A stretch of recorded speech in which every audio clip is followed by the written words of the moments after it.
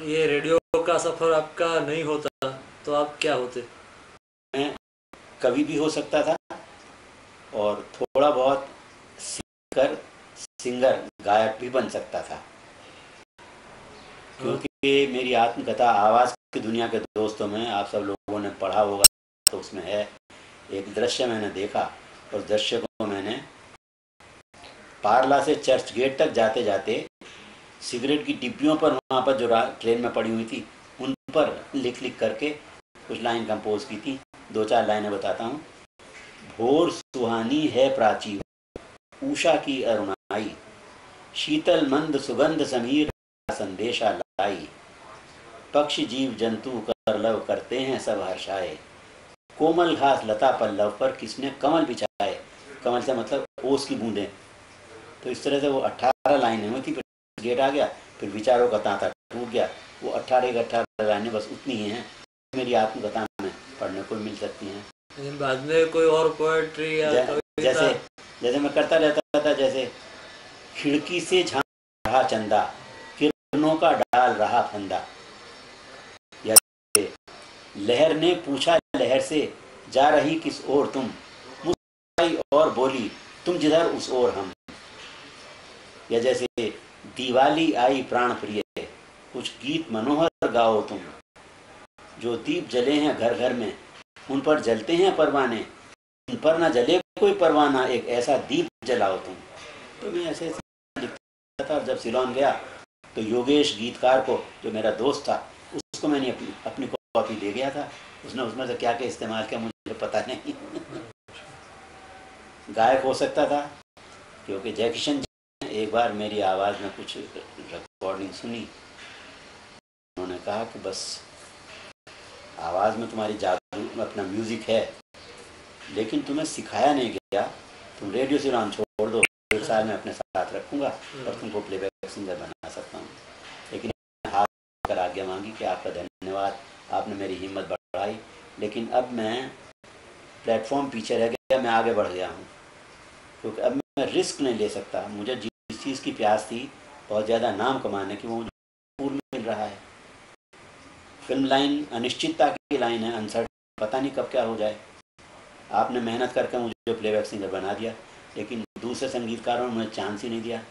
या गाने रिकॉर्ड हो गए, फिल्म बनी, फिल्म बन गई, रिलीज़ नहीं हुई, रिलीज़ हो गई, फिर फ्लॉप हो गई।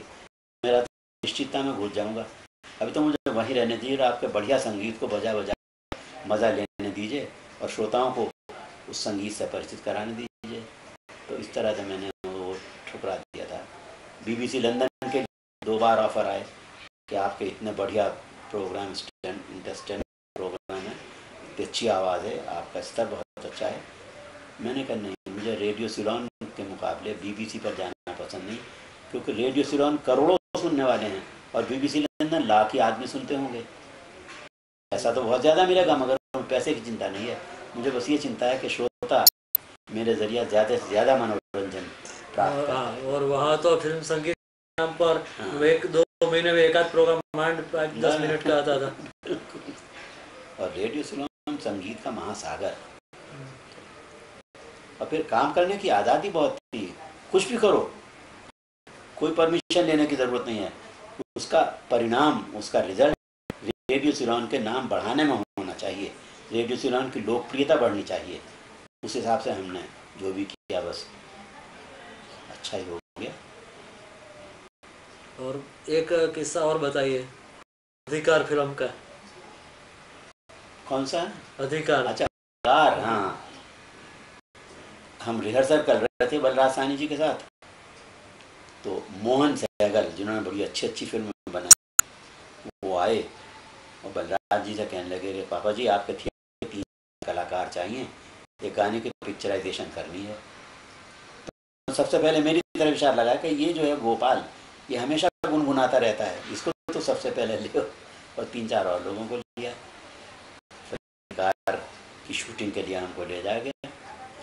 तो वो गाना, माटी कहे कुम्हार से, तू क्या रौंदे मोए, एक दिन ऐसा आएगा मैं रौंदूंगी तो है, माटी में मिल जाना रे भाई, माटी में मिल जाना। तो इसकी शूटिंग की, और शूटिंग होकर के हम तो भूल भाल के एक्स्ट्राओं का काम है, इसमें कहाँ हमें 2-4 बार स्क्रीन पर दिखाई पड़ने की परवाह करता है, तो हमें तो पता भी नहीं।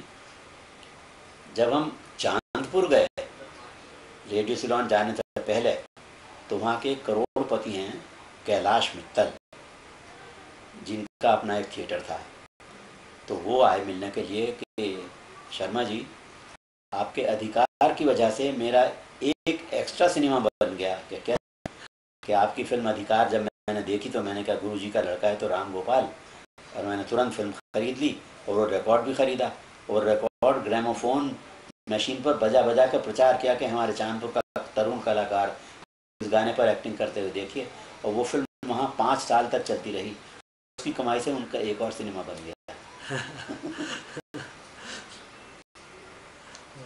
आत्मकथा का विचार आप कैसे है? ये जब मैं ये किस्से सुनाया करता था अपने को, तो हमेशा ये कहते थे आप ये लिखिए, अखबारों में लिखिए, कीजिए या वो कीजिए।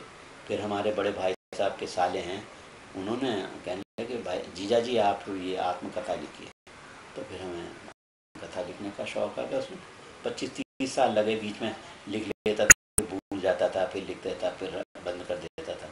फिर अल्टीमेटली रेडियो सिलोन के श्रोताओं में पद्मिनी पेरेरा ने प्रचार कर दिया उसका कि गोपाल शर्मा जी हमारे सीनियर मोस्ट अनाउंसर अपनी आत्मकथा की दुनिया के दोस्तों लिख रहे हैं, आप उनसे जानकारी चाहें तो ये उनका, तो मेरा टेलीफोन नंबर भी दे दिया।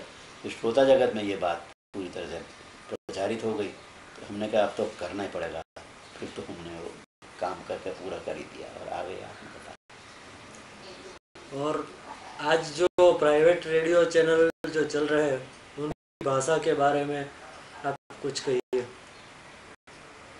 जहाँ तक उनका बोलना है वो तो इतना फास्ट है, उनको ये चिंता नहीं कि सुनने वाले हैं उनको इसमें तो कुछ मिलेगा या नहीं मिलेगा। उनको तो ये सब है कि जितना तेज हो उतना तेज बोलते रहो। और आचार संहिता, डिसेंसी बिल्कुल नहीं है। ऐसी ऐसी बात कह देते हैं जो बिल्कुल नहीं कहनी चाहिए। प्रोनाउंसिएशन के मामले में कुछ के प्रोनाउंसिएशन तो बहुत अच्छे हैं, उच्चारण कुछ लोगों को बहुत खराब हैं, जो सहन शक्ति से बाहर हैं, लेकिन उनको कोई प्रॉपर मिले तो वो अच्छे हो सकते हैं, आवाज़ें अच्छी हैं, सब कुछ ठीक है, मगर प्रॉपर ट्रेनिंग नहीं है, प्रॉपर कोड ऑफ कंडक्ट जो होता है ना ब्रॉडकास्टिंग का, वो उनके पास नहीं है। ज़्यादातर तो आपस में लड़ाते रहते हैं, चिड़ियों की तरह से आपस में प्रेम मोहब्बत की बातें करते रहते हैं। रेफरेंस कुछ है, गीत कुछ और कह रहा है। प्रोग्राम सुबह का है, रात का गाना बजाते चले जा रहे हैं। गाना बजाओ लेकिन फिर उसकी प्रस्तावना तो पहले दो। लीजिए रात का समय है, आप ये गाना सुन रहे हैं, तो लोगों को ये तो हो, लेकिन अचानक ही अपना इधर से उधर। मैंने तो ये भी मार्क किया है उसमें कि पुराने फिल्मों के गीतों में वो मुकेश जी, किशोर कुमार जी और मोहम्मद रफ़ी साहब के पीछे जा ही नहीं सकते। कभी गाएंगे तो बात उन गायकों की करेंगे, जैसे तलत महमूद साहब की कुछ बात की, लेकिन उस प्रोग्राम में गाने बजेंगे वो किशोर कुमार साहब बजेगा। रेफरेंस कॉन्टेक्स्ट नहीं है उनका बिल्कुल। अच्छे अनाउंसर बन सकते हैं वो, उनको सही ट्रेनिंग मिले तो क्या करना चाहिए क्या नहीं करना चाहिए।